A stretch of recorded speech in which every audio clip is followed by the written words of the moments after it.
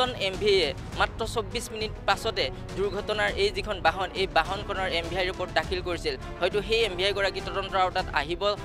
যাৰ বাবে আচলতে ইনস্পেকশ্যন কৰিবৰ কাৰণে পুনৰ এমভিআইৰ এটা দলক আজি ইয়াত মতা হৈছিল আৰক্ষীৰ তৰফৰ পৰা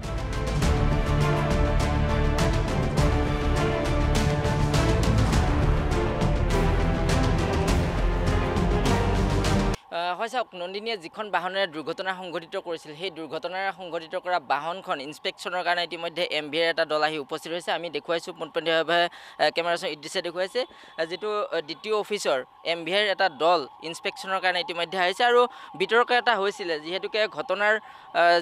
যিদিনা দুৰ্ঘটনা সংঘটিত হৈছিল তাৰ প্ৰায় 24 মিনিটৰ পিছতে এই বাহনখনৰ এমভিআই ৰিপৰ্ট কামৰূপ মহানগৰ জিলা পৰিবহণ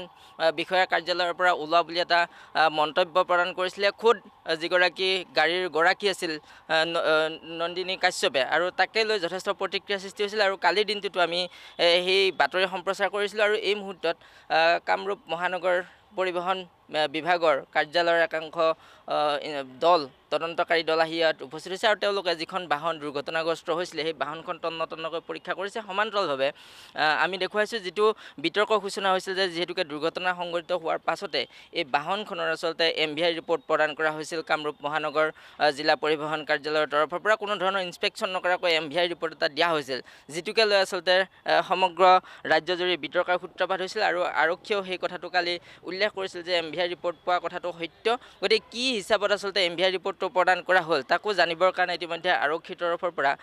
ইনস্পেকশ্যনৰ কাৰণে এটা দল আজি মাতি পঠিয়াইছিল আৰু আমি দেখুৱাইছোঁ দলটো ইতিমধ্যে ইনস্পেকশ্যন কৰি এনেদৰে ওলাই গৈছে তেওঁলোকে কিছু গাড়ীখনৰ যি ধৰণৰ ক্ষয় ক্ষতি হৈছে সেই ক্ষয় ক্ষতিৰ তথ্য তেওঁলোকে চাইছে আৰু এবাৰ বাহনখন চলাই তেওঁলোকে চাইছে গতিকে এই কামৰূপ মহানগৰ জিলা পৰিবহণ বিভাগৰ কাৰ্যালয়ৰ যিটো এমভিআই দল সেই দলটোৱে ইনস্পেকশ্যন কৰি কি তথ্য পালে সেয়া হয়তো পৰৱৰ্তী সময়ত আৰক্ষীৰ ওচৰত দাখিল কৰিব কিন্তু ডাঙৰ কথাটো হৈছে দুৰ্ঘটনা সংঘটিত হোৱাৰ পাছতে এই যিখন বাহন এই বাহনে যিটো দুৰ্ঘটনা সংঘটিত কৰিছিল তাৰ মাত্ৰ 24 মিনিট পিছতে আচলতে এমভিআই ৰিপৰ্ট লাভ কৰিছিলে নন্দিনী কাশ্যপে আৰু তাকে লৈ প্ৰতিক্ৰিয়া সৃষ্টি হৈছিলে গতিকে এমভিআইৰ লগত আমি কথা পাতিবৰ কাৰণে যত্ন কৰিছিলোঁ কিন্তু এই বিষয়ে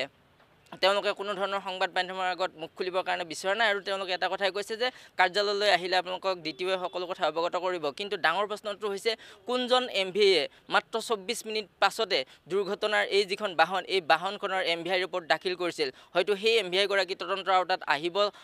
যাৰ বাবে আচলতে ইনস্পেকশ্যন কৰিবৰ কাৰণে পুনৰ এমভিআইৰ এটা দলক আজি ইয়াত মতা হৈছিল আৰক্ষীৰ তৰফৰ পৰা আৰু ইতিমধ্যে তেওঁলোকৰ দলটোৱে ইনস্পেকশ্যন কৰি ইয়াৰ পৰা ওলাই গৈছে